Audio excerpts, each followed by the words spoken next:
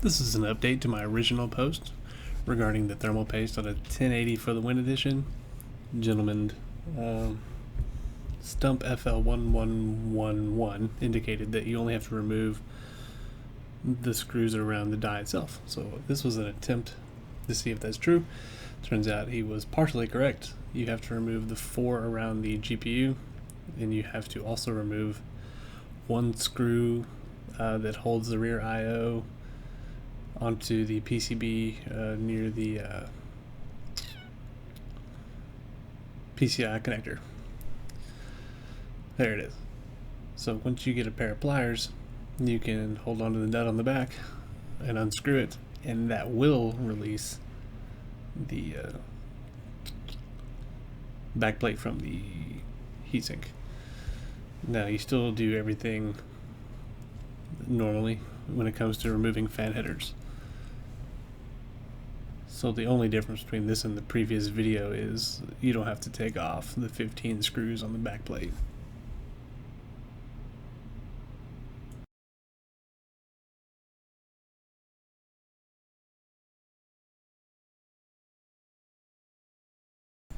After you remove those 5 screws, just unplug the fan and RGB headers. They're going to be on the rear of the card, and there's going to be one opposite the power inputs on the card. You can see these prior to removing the screws off, so make sure you know where they are. And me showing where the fan headers are on the PCB itself. There's the CPU or GPU cooler. You see a nice dab of thermal paste was there. I use coffee filters to wipe off all the excess thermal paste, and 91% alcohol. You can use 70% as well. They both work the same.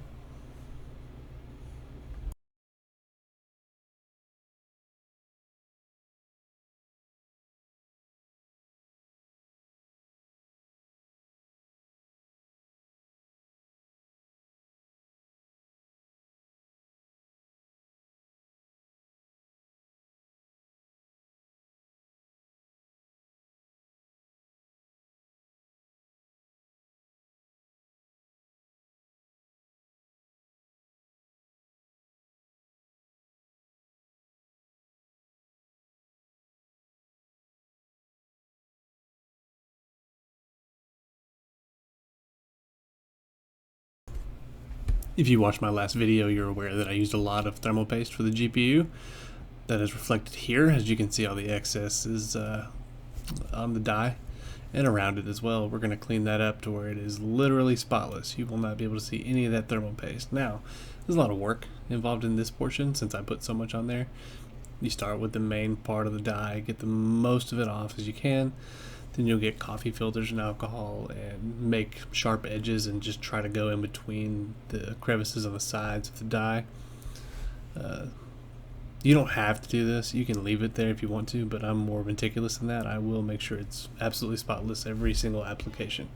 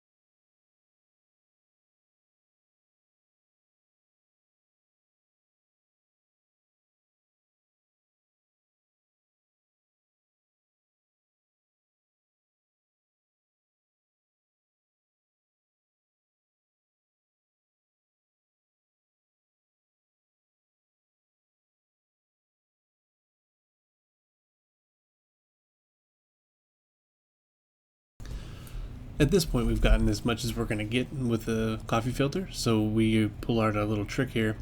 We should get a new paintbrush, nothing has been used before, and you start sweeping out the excess thermal paste. It's a really neat trick because it'll just get rid of everything. You can see it coming right off, all the extra thermal paste in between those little resistors. Everything's getting taken right out. And if you use this trick, you don't need to worry about damaging anything. It's a paintbrush. It's not going to hurt anything whatsoever. And it'll make it look spotless for every single application.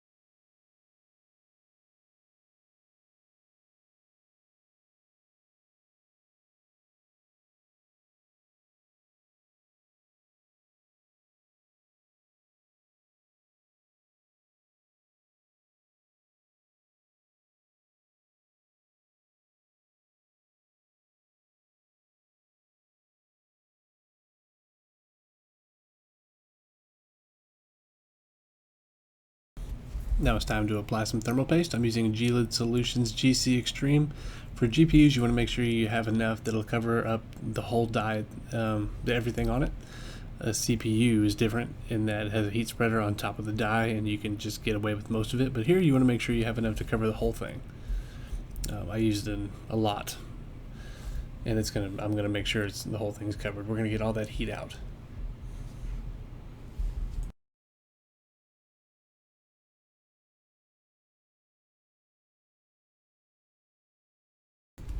Here's one of the trickier parts of this process. You can see on the right hand side of the screen where the IO shield is, there's a lip on the IO shield that goes over the shroud of the fan assembly. You have to line it up just right, otherwise the 4 screw holes around the GPU die won't work properly. You can see right now the lip is going over the shroud. You need to make sure it's lined up right. It's quite difficult to do it perfectly every single time. So just I found it pretty easy to do it the opposite direction, upside down, where you can see the screw holes. Go with that first. Like first line up the lip and then flip it over and then go that route. See right here, I don't think I had it lined up properly despite all that effort. Make sure you're lined up perfectly.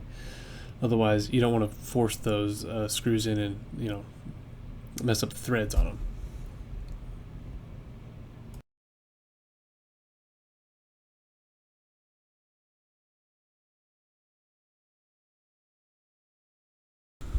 I realized, despite my efforts, that I didn't line it up properly. So I'm going to have to redo the shroud itself, where the fans are, to make sure they fit on that lip properly. It's a pain. I didn't redo the thermal paste. Might be a good idea to do that, but I didn't bother with it. I just kept going until I got it level. The thermal paste had barely hit at that point anyway, so it didn't spread out or anything. It was just a little dab. But at this point, we're literally just trying to line up that shroud with the lip, and I think I got it right there. Yeah, you can see the all the screw holes. Well, you can't see. The screw holes line up. That's all you need to look for, is those ones that are orange there. The 4 you took out, make sure those line up, and you're good to go. Screw those back in at this point. Do cross pattern, top right, bottom left, top left, bottom right. Any order around that worked fine. It's the die, so you want to make sure you have even pressure on each existing point.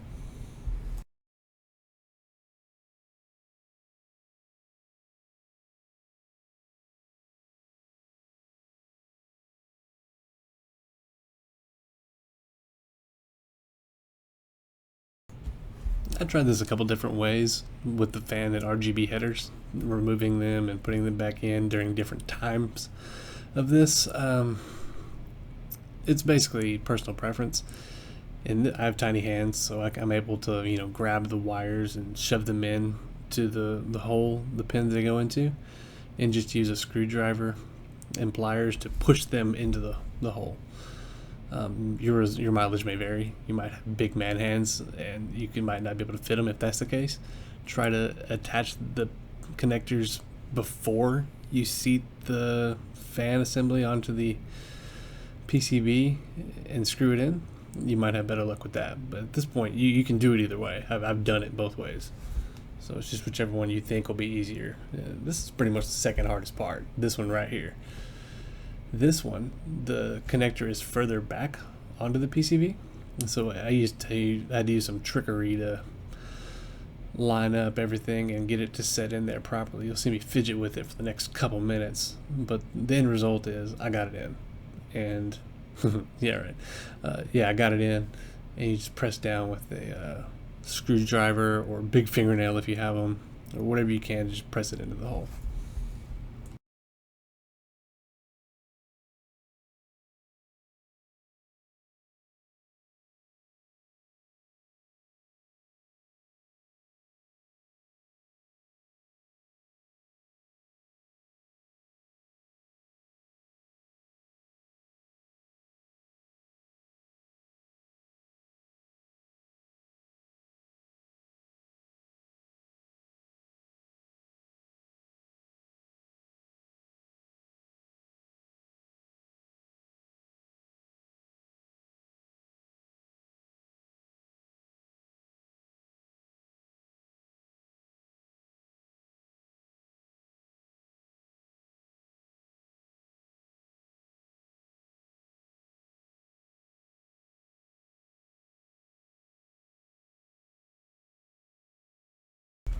As you can see, that was successful. I have a flashlight shining on it for you. You're welcome. Next part, I think is pretty optional. That fifth screw, the one with the nut on it, I don't think you need it. So if you just don't want to put it back on there, I don't think it's going to hurt anything. I did it just because if I didn't do it, I was going to lose the screw and the nut. So I just put it back in there. You'll see it's a pain. Contrary to my advice on the last video, I did not use a magnetized screwdriver, so it was difficult. So, pro tip, use a magnetized screwdriver. Makes your life a lot easier.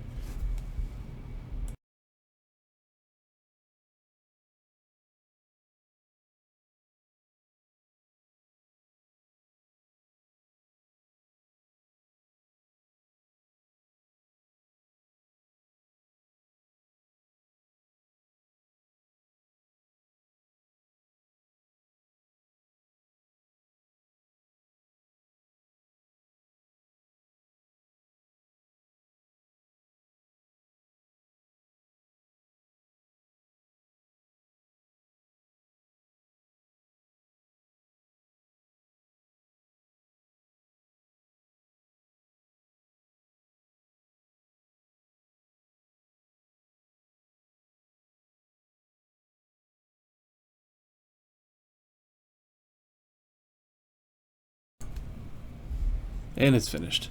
Make sure to take the plastic off from the factory. And there it is plugged back into my case. I hope you enjoyed. Thank you for watching. Let me know if you have any questions.